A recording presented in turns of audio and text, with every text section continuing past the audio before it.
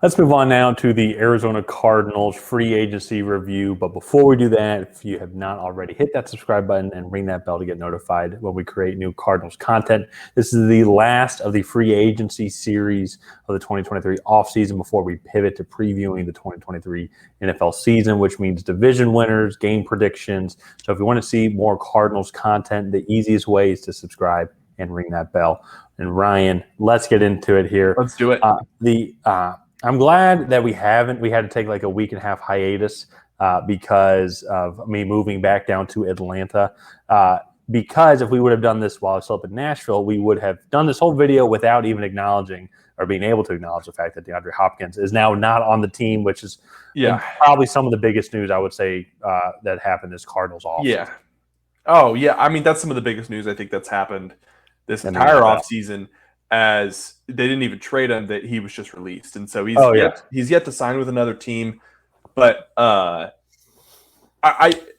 if it wasn't clear already, the Cardinals are rebuilding in 2023. So let's go ahead and just get into this roster and see what they have going for them and what they can continue to build on going forward. So starting out, the wide receiver room I actually still don't think is terrible. Marquise Brown, Rondale Moore, and then I think Michael Wilson is really the true wide receiver 3. Yeah. I will say, wait, just before we move on, how pissed are you if you're Marquise Brown? Because you got traded thinking, okay, I'm going to Arizona, not a horrible position, coming into last year. But now, then you look at your former team, has Odell Beckham Jr., has Zay Flowers, has they signed someone. Rashad Bateman. Rashad Bateman Nelson as well. Aguilar is the guy they signed. And then Lamar Jackson, then they got a fat contract, and you're like, that's the team I want to be on. Now he got traded and extended, I believe. So I wouldn't be too upset. That's fair. Yeah, he's getting paid a lot of money to catch the ball. So exactly. So, but I do agree with you though.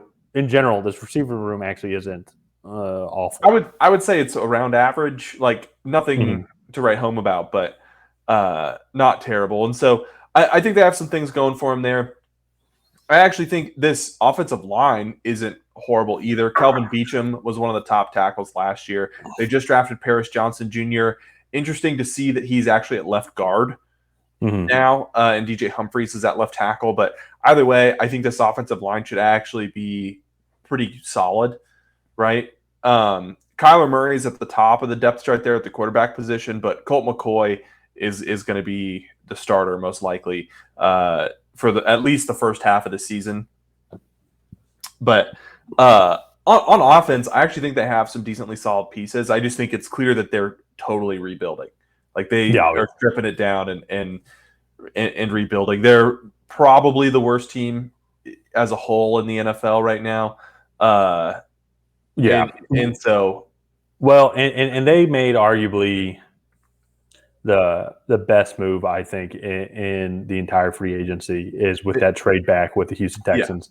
They got the Texans' first-round pick in next year's draft, and I specify that because the Texans had two first-round picks. The other one was Cleveland, still with the Deshaun Watson trade, and so with that, they were then able to now have two, arguably, I don't want to say almost guaranteed top 5 picks.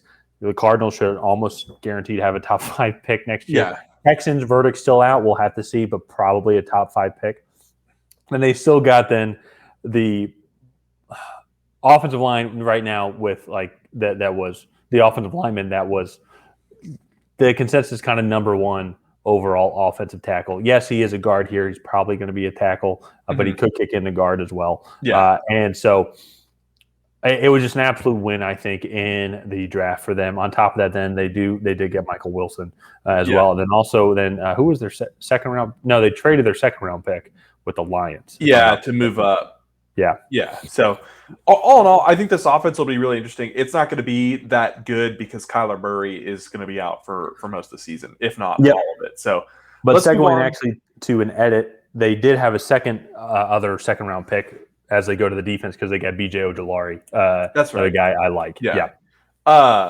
And to me, I think the biggest addition to this defense was Jonathan Gannon, the defensive coordinator for the Philadelphia Eagles. I think they're extremely athletic. You look at anywhere from Myjah Sanders, Zaven Collins. Where is the kid? Isaiah Simmons, right? They actually have him at Nickelback, which is kind of weird.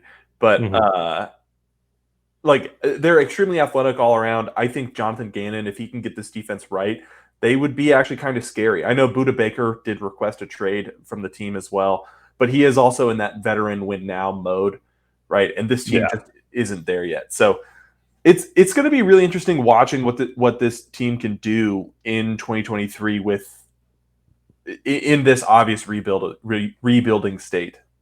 Well, yeah, and it's like, yeah, you look at, there's just so many question marks on this defensive side of the ball, but I think that kind of segues into me kind of what a successful season for them will be, because obviously, like they're just not going to be good. I mean, they will win a couple of games this year just because it's statistically unlikely they go 0-17. Not saying it's not possible, but I would say if you can identify like your key starters, especially on the defensive side of the ball going into the 2024 season, being like, okay, we are good at the position one on the defensive end or the middle linebacker. Like if we know Zaven Collins has developed to be our guy, our captain of the defense, okay, that's great. We don't have to worry about addressing that position in the 2024 draft, because the 2024 draft is going to be then trying to fill in any there's going to be a lot of holes remaining, but then any remaining holes. So finding out who the guys you want to build around, who the Cardinals want their organizational mantra to kind of be built around is going to be the goal for the season, because it's just if they win 5 games this year, that would be a shock to me personally. Yeah. Oh no, I agree. I think if they win 5 games, that's a successful season. Kind of building off what you said. I mean, if they can just find guys that can play at this level, right, and be solid, consistent pieces at this level, and then going into 2024 and beyond, they can keep those guys around and continue to build around them. Then that to me is a successful season, right? Yeah. It's not going to be predicated off wins and losses, because if you're doing that for the Cardinals, I think it's going to be a failed season. Yeah, it is really likely that they could get the top 2 picks in this draft. Like that trade with, and we did a video on this, but we mentioned in a video, we might do another specific video about that trade and how if they can somehow get the top 2 picks as well, how that trade would have changed their organizational foundation for the next 5 years, because this upcoming, as of right now, the quarterback class for next year's class and how many teams are going to be looking for a quarterback is going to, like, they will get a lot of money. They got so many more first-round picks, I think, from this trade this year than just this one for the 2024. I think they got, because of this trade, they got a 2024 first, 25, 26, 27, if all things play out correctly, with the Texans not being good and also then the Cardinals not being good as well. Like, both are right now projected to be top 3 picks. Yeah, no, definitely. And so just, again, if they can find guys that are established or that can be established players in this league and then build around them with the plethora of picks that they have in upcoming drafts, I think that's going to be extremely beneficial for them. So they're definitely building for the future. But let's go ahead and wrap up this episode of the Tracy Take here. If you guys have not already, please go ahead and like and subscribe, and leave a comment down below on what your favorite Arizona Cardinals offseason addition was. Was it a draftee? Was it a free agent signing? Let us know down below. And other than that, we will see you guys next time.